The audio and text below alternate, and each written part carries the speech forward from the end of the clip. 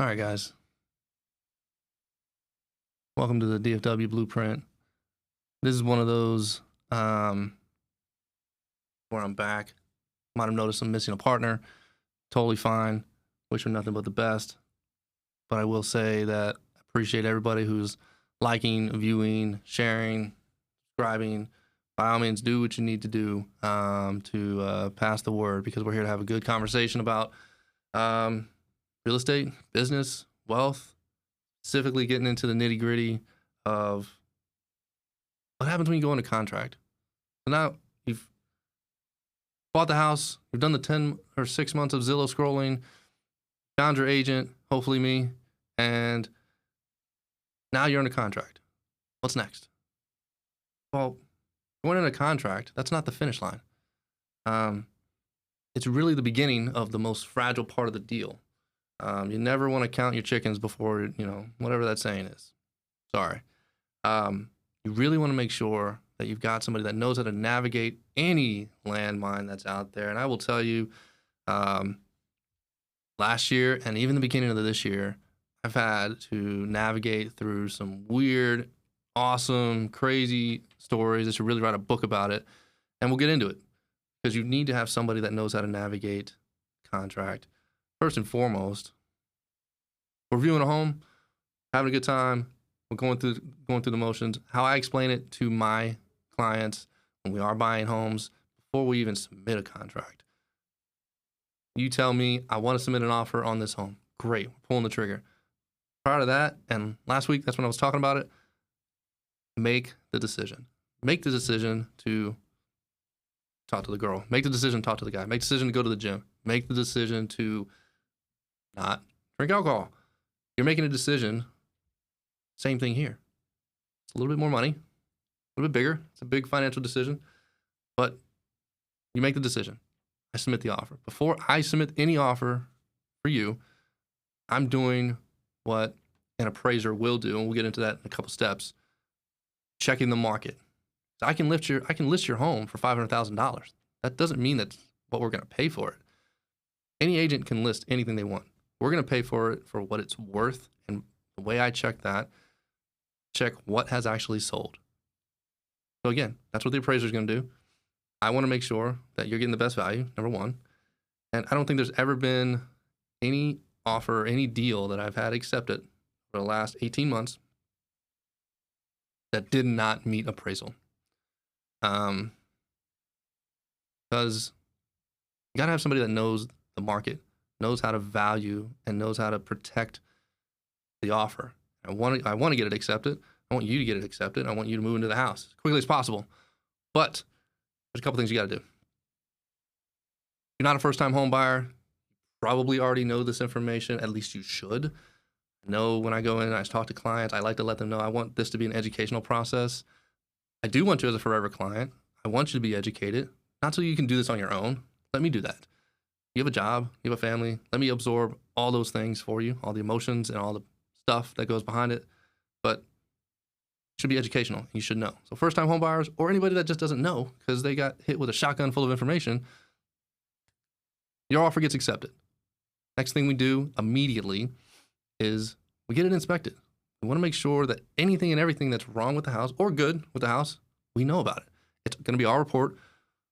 And inspectors, God bless them, it's their job to point out any faults or anything wrong with the house. This includes top to bottom, roof, HVAC, GFCI, cracks in foundation. Does the oven work? How fast does the oven heat up? How fast does your heater and air come on? They test everything. Water pressure. You then get a report within 24 hours. So when your offer is accepted, there's a line in the contract that says we have 7 days. This is called the option period.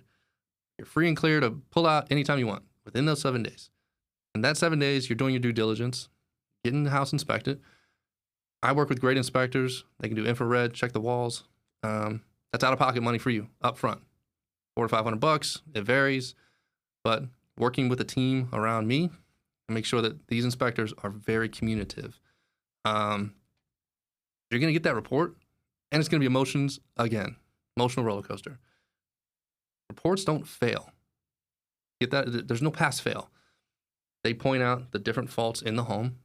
And if you're in DFW, unless you're a new build, which by the way, we'll get into that. You should have those inspected as well. Get into that here in a second. Go through, report comes through. You and I, we have a conversation about it. What do we want? We want to make sure that big things are taken care of. HVAC, roof, etc. Pool if they got it. And we want to now decide, what do we want to accept? Do we want to ask for repairs? Do we want to ask for concessions? Getting back to last week, sellers are very open to concessions. There wasn't a deal that I did last year at all that was either one, under the asking price, or two, didn't involve some sort of concessions. That could be anything. Concessions can be anything. It could be furniture. It could be, money toward closing. But what I would advise is we review it together. And the inspectors that I personally like to use, that I recommend, it's ultimately your decision who you want to use, but they will call you and explain the report because there is language that they have to put in there per TREC. That's Texas Real Estate Commission. There is certain language they have to put in there. And it's scary. You read it, you're like, oh my God, my foundation. Oh my God, my roof. The whole roof needs to be replaced. Da-da-da. I've had inspectors go up there, say the entire roof needs to get repaired. Oh, that's funny because it was just repaired a month ago. They are a jack of all trades. And not all inspectors are like that. And it wasn't my inspector that did that, but it was one that a client picked himself. He wanted a little bit more control and wanted to pick it. Okay, they have experts for that. We brought the roofer out. The roofer said it was good. Produced a separate report. Fine, emotions back down to normal. They were high, down to that. Inspectors I use who go through, explain it to you. What does it really mean? Is this really a big deal? Does it have GFCI? Is that a really big deal? And it's up to you. You know what I mean? When I have conversations, there's a little bit of expertise that I do have just through experience, but you want to also lean on that opinion and I'll give you advice, ultimately your decision. I'm giving you advice based on my experience, and I have personally a lot of life experiences, but also I have a lot of real estate experiences too on which avenue, if we go down this road, this is what could happen. If we go down that road, this is what could happen as well. Because I represent both buyers and sellers. As a good agent, you want to make sure I'm the buyer in this situation. I'm also a seller agent. What would I say if I was a seller agent? If I were coming to them and saying X, Y, and Z, I want $50,000 in concessions. So having a reasonable conversation with your client, again, conversations with your client should not be hard. You should be able to have a business conversation and say, this is what's important, but what do you think? What do you feel? And we go through it. Everything's great. We go through the inspection. We say we want $1,000 in concessions. Awesome, great, moving forward.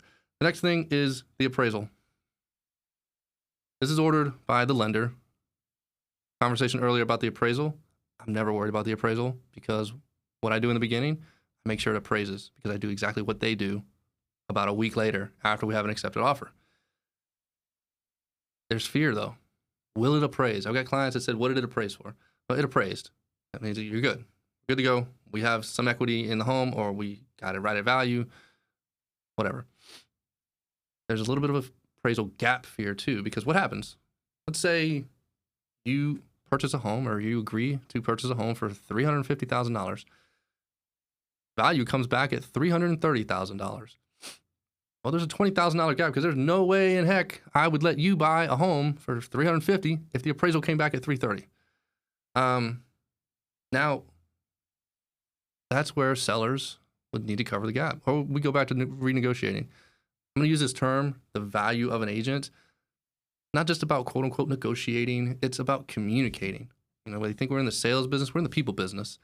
And so if you are a good communicator, and you're clear, and you know what you're doing, you know how to navigate the landmines, this is nothing. This is just part of the process. I'm an agent that's prepared to have this conversation with another agent, who's then prepared to have another conversation with their client and say, hey, we have a $20,000 gap. But if you have a good agent, a good buyer's agent, like me, that won't happen. It actually hasn't happened yet. I do my best to make sure it doesn't happen for you ever because of the steps that I take and because of the detail, passion that I put into this. It appraises. Boom, we're good to go. Now we're in a period that we might call underwriting. This is where you get the lender asking you for some documents, tax documents, statements, whatever, right? We're going through the motions, emotions. There was a fear that our offer might not get accepted. Fear of the inspection. Shoot, what is going to happen? We have this. He said it's effective. Okay, now we're back down to normal. Here comes the lender requesting documents 2 days prior to closing. You don't have a clear to close. I have a situation right now. Right now, we close tomorrow, and we do not have the clear to close. Clear to close means you've gone through everything. You've gone through the appraisal, lender, titles, gotten everything balanced. Clear to close is like winning the lottery. You get a lottery ticket, you win $5. Boom, we're good to go. And you pick a closing date, closing time, sign documents, and you're off. And you ask, how is that possible? How is it that we don't have the clear to close? Well, a couple different scenarios could run through. There's some missing docs, some missing signatures. That's why they go through underwriting. The underwriter goes through and says, I need X, Y, and Z. And again, this is where the agent absorbs a truckload of energy, not to trauma dump onto your client. Let them know, say, this is what just happened. I handled it. Just keep you informed. Oh, by the way, I need that statement. Can you go ahead and send it to me? You get off the phone, and it's crazy again, chaotic. But you don't show the chaos. You show clarity, stoicism, and handle it, and you move forward. And that's where we're at right now. Confident that we're going to close. All parties are involved, are communicating. That's where buyer's agent can help with that fear, because I'm not exposing all the noise to the client. You want to make sure they're protected emotionally, financially. So when you're going through, those are just some steps that you go through when you're going through the buying process. Prevent some of these things. What am I doing? I call lenders weekly, or maybe every other day. I'm managing those timelines. You know the timelines. An agent, quick story, we're in processing right now, and he misspoke. The option period that I described, that 7-day option period, he was debating on whether or not his clients wanted to terminate the deal. And again, working with good people, I would normally help you out, but throughout the entire process, it was just pulling teeth and left comments and all of the junk. Anyway, he made a comment and said, we'll let you know prior to the option period, Friday at 5 p.m. Okay. Well, in my head, the option period was actually Wednesday at 5 p.m. Did I correct him? No, did not correct him. Wednesday passed. I already knew in my head we were good to go. We made some phone calls, sent some texts that were very, very left. And I don't mean that left or right leaning, not a political thing. It's just from left field. I didn't correct him. You have to have an agent that knows what they're doing. I mean, it's in the business every single day, dealing with it, in the trenches, having conversations, and you see it every single day. And unfortunately, as a new agent, you're going to have to put in the work. You're going to have to take what you've learned and take what you know and gain that experience. You get one deal, do it to the best of your ability. Get 2, and then 3, and then 4, and then it just starts snowballing. And you build the experience. Right now, he's just not acting more junior than anything, which is fine. He's got his clients, I got mine. You want to make sure you have somebody that knows what they're talking about. And in that instance, this little funny story where in my head, I wasn't going to correct him. We ended up closing on the deal, totally fine. But it would have been funny if he tried to terminate. So you want to manage your timelines. You want to make sure you're managing that time. And it's helping clients manage their timelines too. You have to be able to anticipate, I use the term landmines, probably the Marine in me, but know the emotional up and downs when they're going to happen. can anticipate that. You have good conversations with your client, and you go through, and you already know what's going to happen. I already know when I have this conversation and we get the inspection report, I already know it's probably going to be an emotional one. Might not be, because you're super smart and super intelligent and you're just an awesome with your emotions. Most people, every little step is an emotional cue, up or down. Could be good because they're happy, we're moving on to the next step. Could be low because they're scared to read the report and go through it. Could be a bad report. But you have to have an agent that finds solutions to that. You need to anticipate repair negotiations. I already know. When we first walk through the house, you've got to know, like, looking, what could come up. Because then you anticipate those conversations. It's easier to have as an agent and as a client. And I keep leaning back, making sure that you have the right agent to help you during this process. It doesn't stop when the deal gets accepted. It doesn't stop when we are at the closing table either. Because guess what? You're now going to become my forever client. You're going to need to sell that thing eventually. Or you might have cousin, niece, nephew, brother, sister, mom, dad that you want to refer to me. And you want to do that with folks that you trust, that guide you through the process. You don't want somebody that's just empty and gone, doesn't answer their phone, doesn't answer text.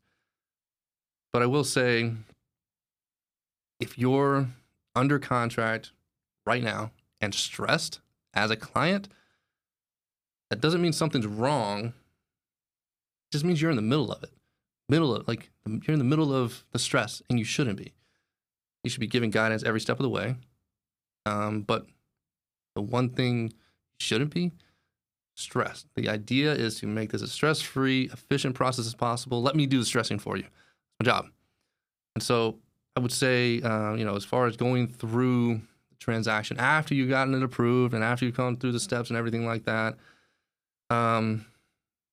just know that the strongest part of any transaction isn't really necessarily the offer. It's the guidance you're getting throughout the process, throughout the entire thing. That way, when you do sign, you're never going to forget that feeling that somebody was there to support me, guide me, just like, as dark as this may sound, it's just like in a divorce attorney. If you're the one initiating the divorce, it's a sad moment. I'm divorced. And so it is what it is. It becomes a business transaction, right? But this is why real estate is completely different. I haven't heard from that divorce attorney in 10 years. But it's different with agents, I'm going to continue to follow up with you. I'm going to continue to reach out to you. How's your house doing every 6 months? I am going to send you AI generated photos that have me in a weird Christmas jacket and say Merry Christmas. But in all, because at the end of the day, it's people. And yes, this is a business, but just know that I'm here to help you, guide you through the process. And if you feel the need to have a conversation, even if you already have an agent, I won't tell. It'll be our little secret. I don't mind giving guidance, having conversations, and providing information. My job to become a helpful resource for you. And hopefully one day we connect either on the buy or sell side, or you know somebody. So by all means, hope this was a good conversation. Hope it was good information. And I will see you next time.